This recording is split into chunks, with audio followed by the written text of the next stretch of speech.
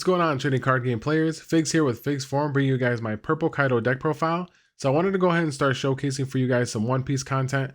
I've been playing purple Kaido and I've been having a blast with the deck. It's been very fun. It's definitely a game that's very versatile in terms of strategy, and it definitely fits my category in terms of what I like to play. Very similar to Dragon Ball Super, for any of those who are familiar with Dragon Ball Super. So I've been enjoying the game. Wanted to go ahead and showcase for you guys what I've been playing. Of course, it's been purple Kaido.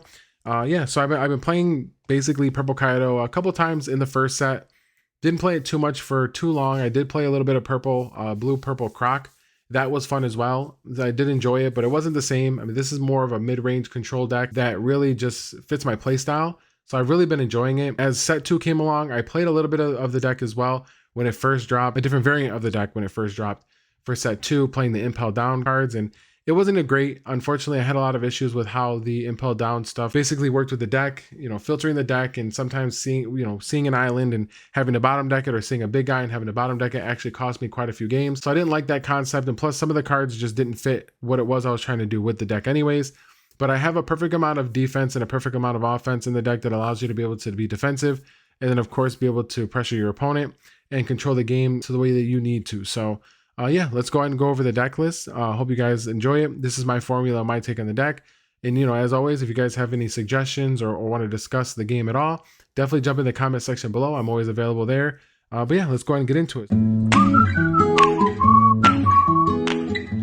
Of course, the most important card in the deck is obviously the island.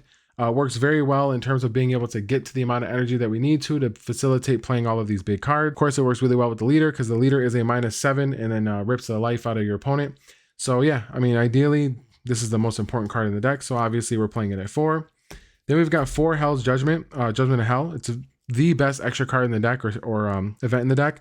Allows you to be able to basically 2-for-1 your opponent. You're able to ideally stop 2 attacks for 1 card. It's -1 Don, so it has a very low cost in terms of how the deck functions, but it is a very important card because it being 2 and it being able to allow us to have that type of defense where we're able to stop more than 1 attack is very strong for us. We want to be able to have as much defense as possible, and our curves definitely do rely on us being able to have the right amount of defense depending on the matchup. So we have 4 of those, and then we have 2 of the Thunder. This is probably my least preferred card. I've actually considered swapping this out for the 1 cost event card for 4, just because of the fact that this one for 2 is great, but unfortunately we don't really get the second ability too often. There are some aggro decks that do push us there, but you have to be at 2 or less life in order to ramp up your Don. And I tend to try to stay above 2 life just because of the fact that obviously a lot of decks are looking to kill you as early as possible because they know they can't win the grind game with you. So this one does come up though. I mean, if you are pressured and you're unable to defend as quickly as you want, it does allow you to get to your energy faster, so you're able to drop your bombs and clear the board. But it's definitely a preference. I've been considering swapping out for the 1 cost, so you most definitely can. But this is a strong card to play in the deck because it does, do what it needs to do. So that's it for the events and stage cards. We'll go ahead and get into the combo cards because that's basically just the other, part of the defense that's important. So we're playing 12. I ideally went with this 12 because obviously, we don't have a lot of options. The game is set pretty new, so obviously we are on a limited card pool. But yeah, these are the ones that obviously can do something if you want to play them. The X Drake is probably the best one in terms of playability because it does rip a card out of your opponent's hand for -1 Don on play. So he does see some play sometimes, but generally I don't ever try to play any of these cards. They're mostly just for the fact of, being a 2K combo. And I think it's important to have these 2K combos based on how you're defending and how you're managing your turns and resources. Then we're going to go over the blockers. So I've actually got 13 blockers.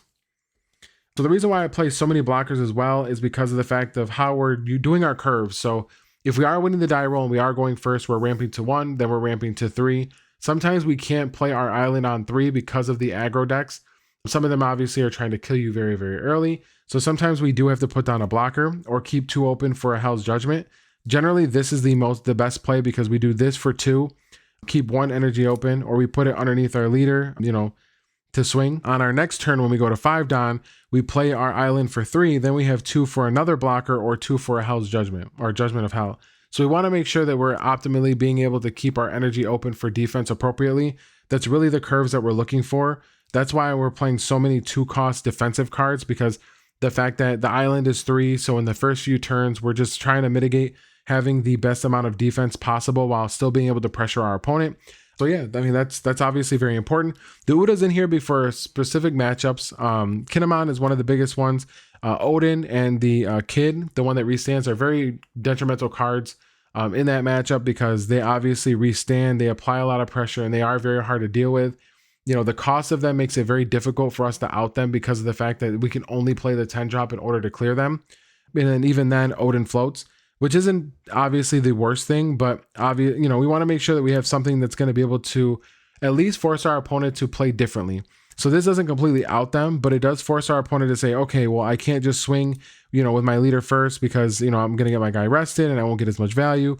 I have to swing with this first. And if I have another guy, then I've got to, you know, so the minute you start making your opponent have to think and play their turn out differently is always the most important thing. You know, and blocker is definitely one of the most important ones, especially early on in this game, because it is very detrimental on how you are defending. So I think a card like this is very important in certain matchups, which is why it's only at 2, because it is high cost. But in those matchups where you do need it, you do want to, you know, see it, and you do want to make sure that you have access to it.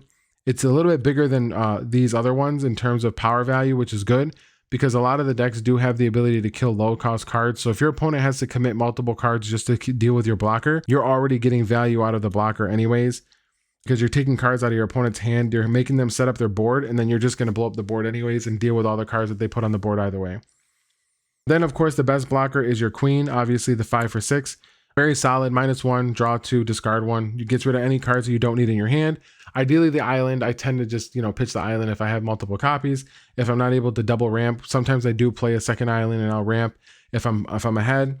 Generally, it's our discard fodder for queen, and this is obviously the best blocker that we have because, you know, 5 for 6 means that we can actually turn it sideways and actually attack our opponent with it if we absolutely need to. Next, we'll get into all the destructive cards. So I kept all those for last, as well as our bombs. This card, Kamazo, is actually really insane. This card is actually put in a lot of work. I originally wanted to only put it in at like 2 or 3. Then I started playing with it and it just overperformed. In almost every matchup, like this card just does a lot because you're never playing it on 4 unless you absolutely are way ahead and your opponent just hasn't dealt any damage. You know, you're still healthy. You see your field card. You know, this can come down for 4 or on 4 if you're going second. This could come down on 4, but I tend to not do so only in the smoker matchup because in order for them to clear this, they're going to end up losing something in the process. And it's going to take them multiple cards to clear this in most situations, unless they play their bigger guys. Otherwise, this card has so much value because it hits 5s, which is what a lot of our bombs don't hit. Our bombs only hit, by the time we're able to hit anything for 5, it's going to be at 9 or more down. And we want to be able to put something down early that's going to deal with a 5 if our opponent goes first and they're ahead of us. So this is definitely, you know, the best option. Also, it does deal with the indestructibles. So the ones that can't be destroyed during our turn, this does allow us to be able to kill on their turn. It has a lot of value. It swings for 5, which is, I think, is very important too.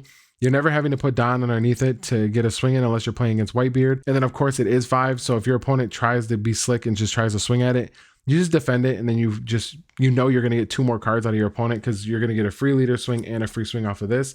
So you're constantly trading with your opponent and outpacing your opponent in terms of value with this card the longer it survives until they do clear it, and then you're obviously able to clear something in there. So this card actually overperformed, and it's just a great card. So we've got our 6-drop king. This one is one of the best ones because of course it's 6 for 7k, -1 Don, KO for something 4 or less. Very solid. Most of the time it kills blockers, but there are quite a few cards in certain matchups that are 3 cost or 4 costs that actually are important. So this does get, you know, obviously max value, and because it is a 6 cost, that's like perfect. You know, gives us, you know, even at 10, it gives us 4 Don to work with for defense, gives us a 6 for 7 to swing with. And then of course, you know, it just applies pressure over turns. It's not small, so your opponent really has to commit in order to kill it. You know, and there's not a lot of cards that your opponent can just absolutely just easily kill it with. They have to combo multiple cards to deal with it. So that's one of the better ones.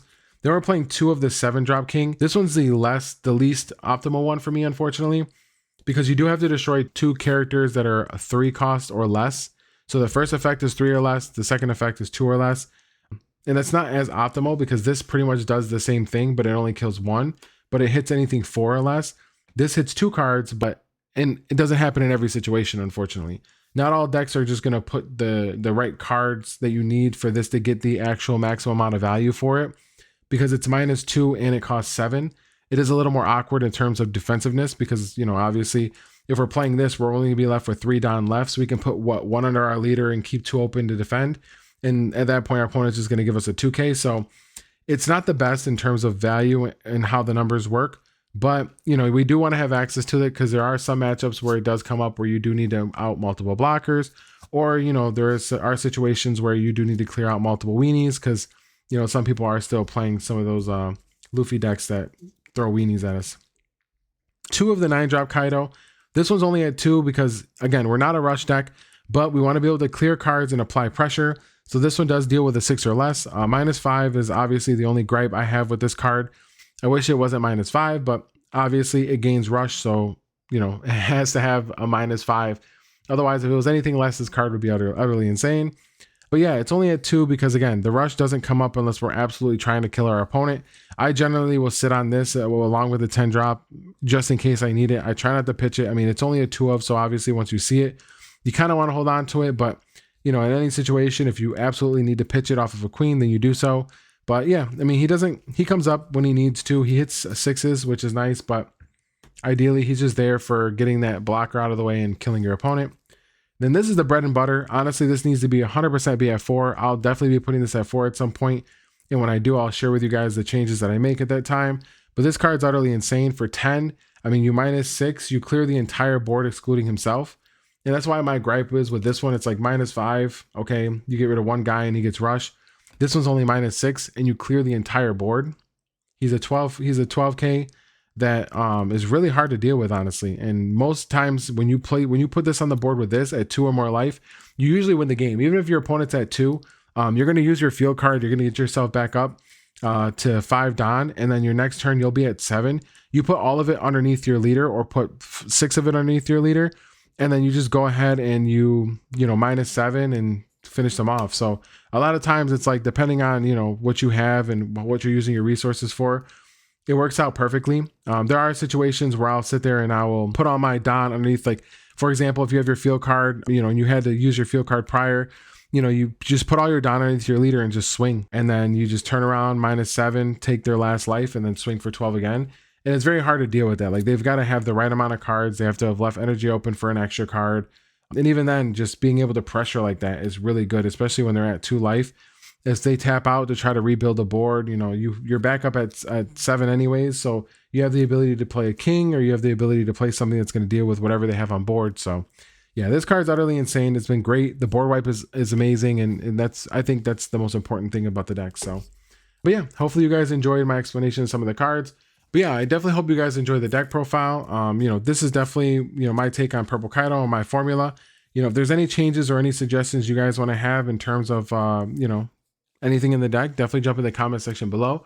I'll certainly be looking at some of the newer cards that are coming up in the future so that I can make adjustments and changes to the deck as well with the new sets coming out. But yeah, for now, I definitely think I'll continue to rock out the rest of this format with Purple Kaido and keep making changes.